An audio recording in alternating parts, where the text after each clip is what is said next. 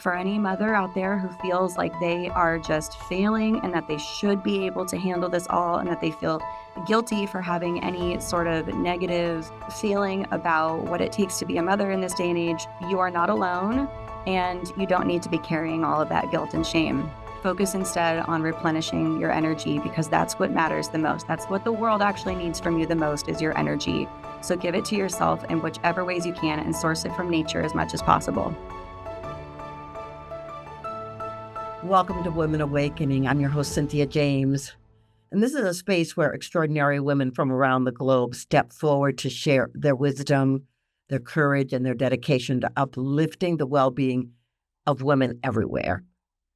I believe we're living in a time of profound emergence where women's voices and visions and leadership are rising in powerful ways. And so I am deeply grateful to be a conduit, introducing you to these remarkable change makers and the stories of transformation, resilience, and impact. You can find Women Awakening on podcast platforms, also on YouTube video. Just look for Women Awakening with Cynthia James. Please share these conversations, subscribe, and leave a review. Your reviews truly make a difference in helping us reach more women around the world. And now I get to introduce you to my new guest. This is someone new to me. Susana Jones is a thought leader. She's a writer, certified yoga therapist, and with over 15 years of experience in holistic education and wellness entrepreneurship. She's based in San Diego, California, and she's developed and led comprehensive certification programs in yoga, RYS, Urban Yogi, and Reiki, Usui Reiki. I think I said that right. You did. So it's about empowering others to become facilitators of their own healing. She's the founder of Yoga for Mom Life, and she focuses on maternal resilience, supporting women in the transformative and under-resourced early years of motherhood. Can't wait to talk about that. And her work integrates somatic practices, nature connection, and integrative health strategies to offer sustainable, embodied self-care for mothers navigating a rapidly urbanizing world. Well, Suzanne, thank you so much for being here. Thank you, Cynthia. It's an honor. So I want to start with how you grew up. You know, so often many people look at people who are successful and doing great things in the world, and they don't think that there was an evolution. So where did you grow up? You know, you probably didn't come on the planet thinking I'm going to be a yoga instructor. No, yeah, I really didn't. Let's see. Yoga really found me, although there were some early inclinations in life that brought me to this. I was raised by practitioners of the science of mind, which takes a very kind of open-minded look at different faith traditions and really finds the goodness and truth in all of them. And so I discovered meditation and breath work from my mother, who is a minister. I once saw my father practicing yoga in his study. And, those were just some early little seeds that were planted for me while growing up here in San Diego, which is now this, total hub of wellness related things. It was after traveling the world and thinking that I would get involved with sustainable tourism, ecological tourism, and things like that I started practicing yoga and realizing that I felt like I was home wherever my yoga mat was. And so that compelled me to just learn more about the system, the philosophy, the history of yoga. And I found such remarkable parallels between yogic philosophy and the actual embodied practice of it and the philosophy with which I was raised as a child, which is still very near and dear to my heart. I'd say the biggest evolution for me since becoming a mother has been almost dismantling a little bit of the emphasis on individual responsibility that is so pervasive in our culture, which, really valorizes individual output and individual coping techniques and things, because becoming a mother really put me into this direct unitive experience of bringing my son into the world and actually being physically one with him for so long. And now we're very spiritually and emotionally one in many ways. And that oneness really, I found to be quite counter to this rhetoric of rugged individualism that is so pervasive in the culture, particularly in the United States where I live. So, yeah, so my work right now is on really kind of claiming this journey of motherhood as an integrated experience where, our energy is not, uh, so diminished that we feel like we're failing at motherhood. And that really served as a catalyst for my graduate studies. Yeah. Well, that's incredible. And I am very familiar with religious science and the whole philosophy of interconnectivity. So it's not about just being an individual on the planet. We are connected and interconnected. Mm. So I want to talk about the yoga practice. So talk a little bit because you're certified, you're certifying others. Talk about, I mean, are there different kinds of yoga? There definitely are. Yeah, there are so many different pathways to yoga. If we think of yoga as a state of mind or a quality of consciousness that sees only oneness, there are many pathways to that. And for some, it's scholarly. It's about knowledge, it's about marinating in philosophy. For others, it's about acts of devotion and service.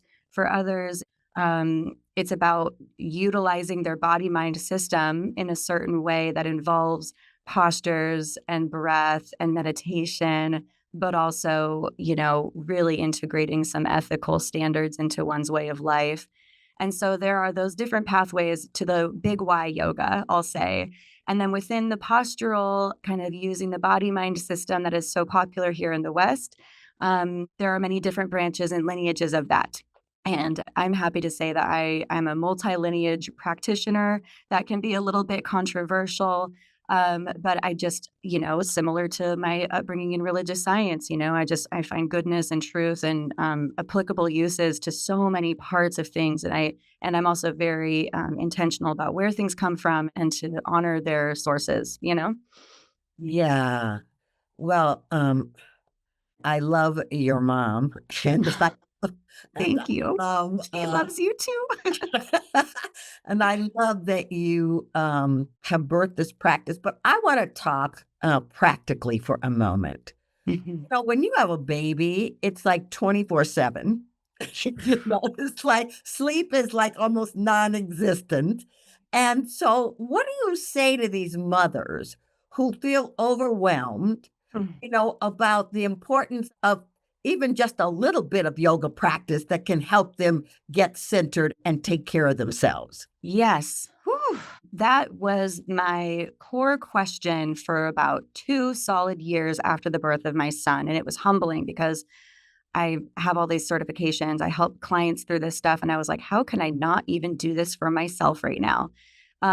What I would say is that first and foremost, a little bit goes a very long way, particularly for the mothers with young children who are, as you mentioned in the introduction, under-resourced. I think this is an underserved population. And the amount of relief that I get from a mother when I hold her hand and we're friends and we're in the park with our kids playing in the background and we take a breath together, there is this cascade of relief. One breath can make such a difference for an individual. So, if you feel like the idea of getting to a 60-minute yoga class, whether online or in person, is just too big of an obstacle, pare it down to something smaller. 5 minutes, 10 minutes, 15 minutes next to your bed right before lying down and going to sleep.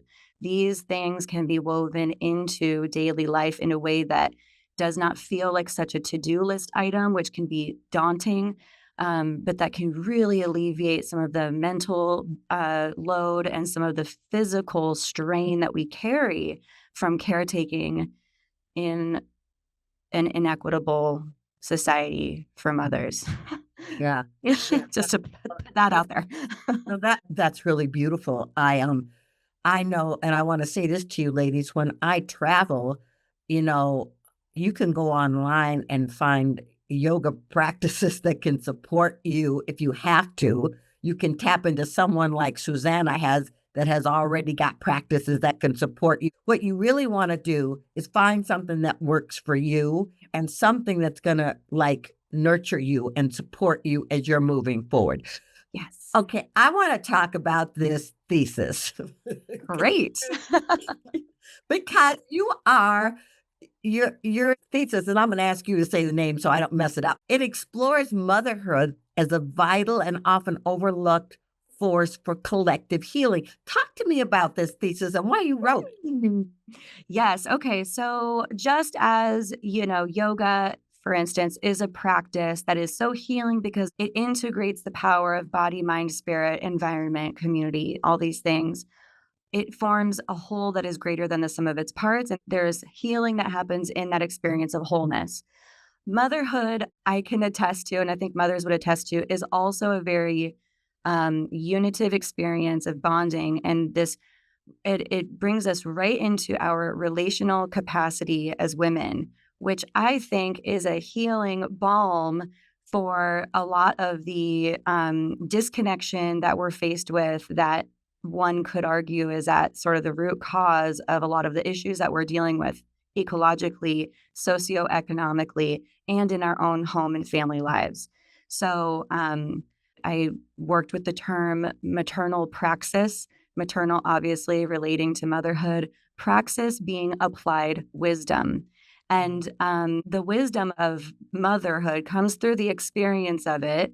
And I think that when we really apply this to how we're operating in our homes, how we're operating within our communities, and how we're raising our children to be the stewards of the planet and being ourselves those stewards of the planet, is a tremendous healing opportunity. And I know it's kind of like intellectual, it's sort of up here, but I think it's also a very embodied um, nugget, if you will, that really it deserves to be kind of brought out and examined and considered.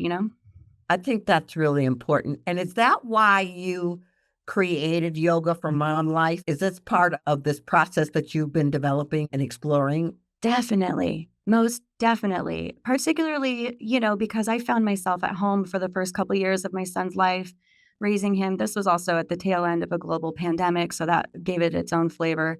But recognizing the power of like a 20-minute practice, while my son was napping, that was a very accessible thing for me at that time. Or again, those 15 minutes bedside before lying down, where Shavasana is you going to sleep. Like, how amazing is that? Yes, so I created an online platform of short format practices that can be kind of interwoven into daily life as it is as a mother with young children. Really? That's so that's so beautiful. I think in this moment, the people that I coach and counsel, so many people are feeling like they need to find tools Mm. to take care of themselves, and especially mothers, and I want to just talk a little bit about, because one of the things that's happening on the planet is that some grandparents are becoming parents again Yeah. because of what is happening in their child's life. Have you experienced that at all? Man, wow. Yeah. Gosh, I need my mom so much and my father. Yeah. We all need each other. Um, could you clarify the question for me, Cynthia? Yeah. So one of the things that's happened is that um, grandparents all of a sudden have become parents, meaning Mhm, something happens with their daughter or their son where mhm. they're incapable of taking care of the child in this moment. Yes. And then all of a sudden they are now parenting again when they thought that they were at another stage of life. And so, what do you tell these women who Uh-huh. really, it's like, how do you manage going back and doing again what you've already Gosh. done? Well, first of all, I don't know because I haven't been there yet myself. However, I would say that with regards to the generation of mothers and fathers who are buckling under the stress of parenthood in the 21st century, they are basically part of a they're not alone. You're not alone if you're crumbling under the weight of this. And in fact, last year, the Surgeon General, Vivek Murthy, he put out a public health advisory on parental stress in the United States. And I mean, it's this like incredible, it's this incredible document that he put out that is so well researched by countless individuals about modern day stressors. And it's the first public health advisory of its kind. What? The mental health burden on parents who are raising young children for reasons including adolescents having their own serious mental health issues, some of which is connected to social media usage, a kind of lingering climate and political instability, and the realities of unaffordable childcare and a lack of paid parental leave in the US, which is unique in Western societies. Right. And so it's, it's easy sometimes to look at an individual case and say, oh, well, someone's really not pulling their weight in the parenting department. And now, their mother or father has to take over. The grandparents are having to raise these kids now. And to look at that as like a personal failing of the parents. And, while there is personal responsibility, I would like to thoughtfully externalize those problems and say that, society needs to transform and take better care of parents. And I'm not the only person to say that. We have scholars from multiple disciplines in human health and public policy who say, no, this is an urgent need.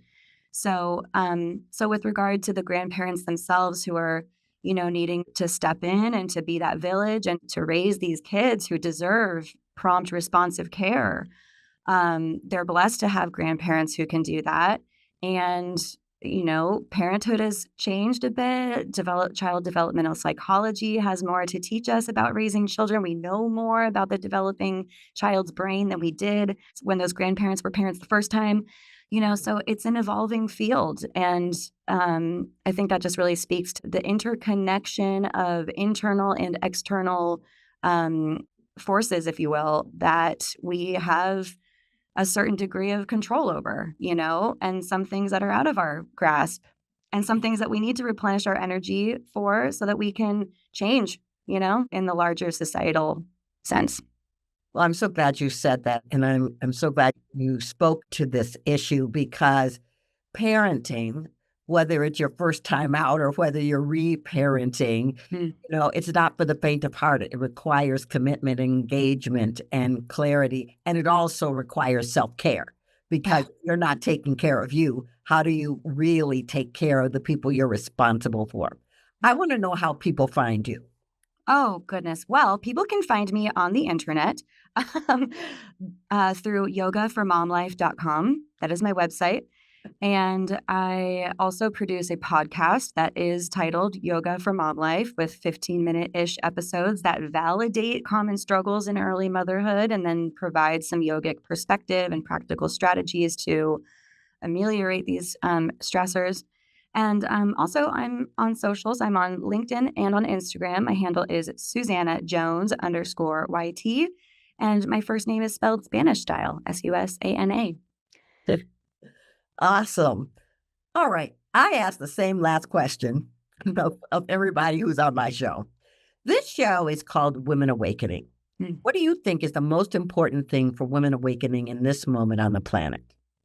My goodness. Well, I'd like to speak to the mothers or to the women who are mothers, particularly of young ones, but truly all.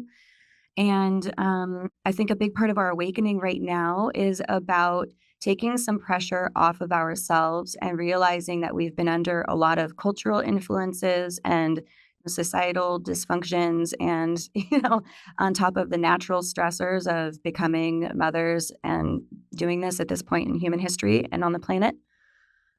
I'll reel it in a little bit. That not all of that pressure needs to be on you. And it's okay to take the time in little bits in the most workable way for you to replenish your vital energy. And I chose yoga to teach about because it's resource efficient. Once you know a technique, it's yours forever. You don't have to keep paying someone for it. It just uses what you were born with, body, mind, and breath. And that these are truly potent in the short term and for long-term health. And for any mother out there who feels like they are just failing and that they should be able to handle this all and that they feel guilty for having any sort of negative feeling about what it takes to be a mother in this day and age, you are not alone and you don't need to be carrying all of that guilt and shame. Focus instead on replenishing your energy because that's what matters the most. That's what the world actually needs from you the most is your energy. So give it to yourself in whichever ways you can and source it from nature as much as possible.